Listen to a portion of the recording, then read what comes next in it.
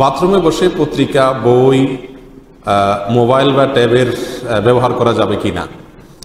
গুরুত্বপূর্ণ একটা প্রশ্ন।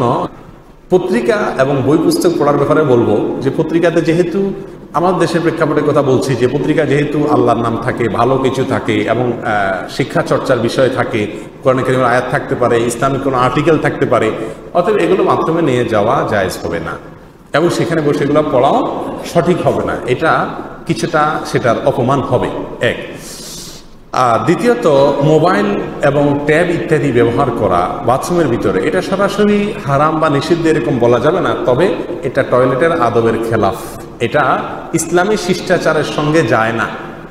কারণ মোবাইলে আপনি যখন স্ক্রল করবেন বা কোনো কিছু পড়বেন, শিখবেন, কোনো কিছু জানবেন, স্টাডি করবেন, তাহলে সেটা স্টাডিকে অপমান করা হয়। একটা ভালো কাজ সেই জায়গায় করার কথা না। আপনি যদি চান যে আমি প্যানে বা কমোডে বসে আছি, এই প্যানে কমোডে বসা থাকাকালীন সময়টা নষ্ট করতে চাই না, আপনি যদি সময়ের এত মূল্য দিতে চান, আপনি জীবনে কোনো সেকেন্ড নষ্ট করেন না, এতই সিরিয়াস সময়ের ব্যাপারে, তাহলে সেক্ষেত্রে আপনি ওখানে বসে বসে টয়লেটটা পরিষ্কার করতে পারেন। এটা একটা সহজ কাজ, যে আপনি পানি মেরে আশেপাশে কোথায় কি আছে ময়লা টয়লেটে পরিষ্কার করলেন, বদনা থাকলে ওটা একটু ঘষে মেজে পরিষ্কার করে ফেললেন। আপনি যদি একান্ত চান যে টয়লেটে বসে আমি কিছু কাজ করতে চাই, সময়টা নষ্ট করতে চাই না, তো বসে বসে বদনা সাফ করেন। বসে বসে আপনি আশেপাশে পানি মেরে মেরে টয়লেটটা সাফ করে আসেন। যারা মনে করে যে না, টয়লেটের ওই সময়টা আমি নষ্ট করতে চাই না, ওই সময়টা আমি কাজে লাগাতে চাই, পত্রিকা পড়তে চাই, বই পড়তে চাই, মোবাইলে স্টাডি করতে চাই, তারা আসলে কি তাদের টয়লেটে 2-4 মিনিট যে সময় লাগে, তাদের সারাদিনের ভিতরে 2-4 মিনিট সময়কেও তারা নষ্ট করেন না? এরকম মোটেও না। কত 2-4 মিনিট নষ্ট করেন সেটা তো বলাই বাহুল্য। এটা হলো শয়তানের একটা কুবুদ্ধি আর কি, সোজা কথা।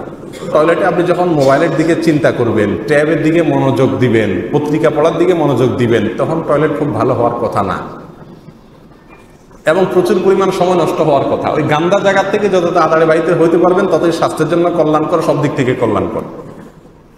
আর যারা মোবাইল নিয়ে টয়লেটে ঢুকে বা পত্রিকা পড়তে বসে, এদের টয়লেটে যদি এমনি 3-4 মিনিট লাগে, তাহলে মোবাইল এবং পত্রিকা এগুলো খোলার কারণে 10 মিনিটের আগে তারা টয়লেট থেকে বের হতে পারেন না।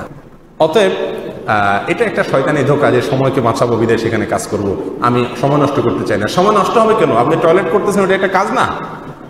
কাজটা একটা হইতেছে, অতএব এটা আফসোসের কিছু না যে সময়টা নষ্ট হচ্ছে। সময়টা নষ্ট হচ্ছে না, সময় কাজ চলতেছে। যদি আপনি এক্সট্রা কাজ করতে চান তাহলে বদনা সাফ করেন, টয়লেট সাফ করেন। বিধায় এই মোবাইল ঘাটাঘাটি করা বা পত্রপত্রিকা পড়া এগুলো কোনো ভালো কাজ না।